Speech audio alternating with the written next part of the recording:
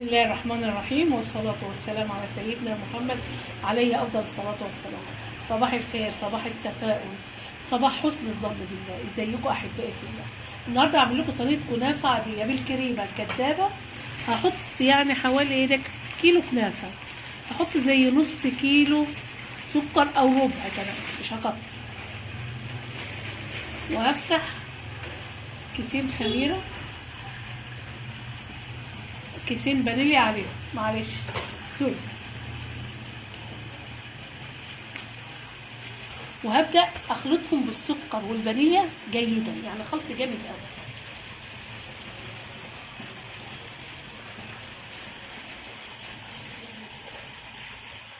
وأنا بسخن السمنة على النار، يعني ممكن تحطي كوباية ونص، 3/4 سمنة بلدي وربع زيت ذرة، مش مشكلة.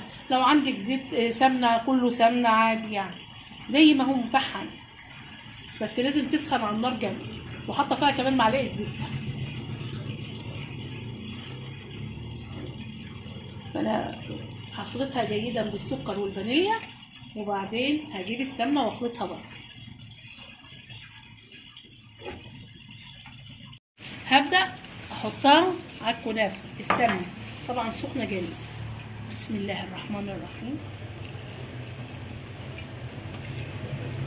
وهنا بقى هقلبها بالمعلقة، لما تبرد شوية هقلبها جيدا بإيدي،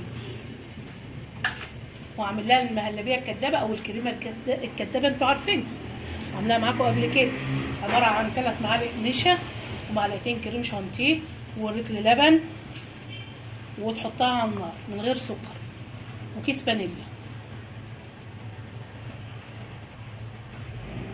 هات الصينية، القاع بتاع الصينية بالسمنة البلدي، وهبدأ افرد اول رق من الكنافة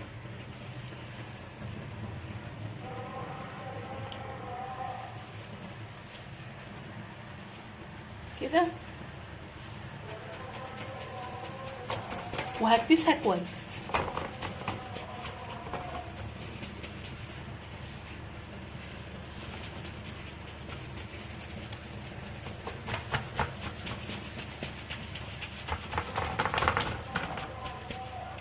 وبعد ما اكبسها كويس هحط المهلبية او الكريمة فوق.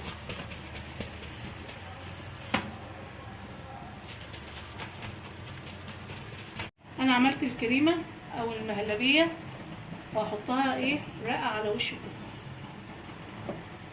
بسم الله.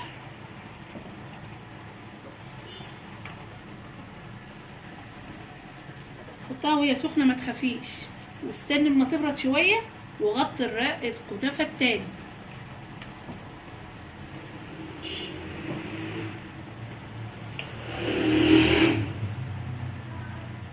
كده. تمام. هحط شوية جوز على بندق انا محمرة، حسب ما يكون عندك. لو عندك فول ماشي، عندك جوز، عندك بندق، اي حاجة حسب المتاح عندك.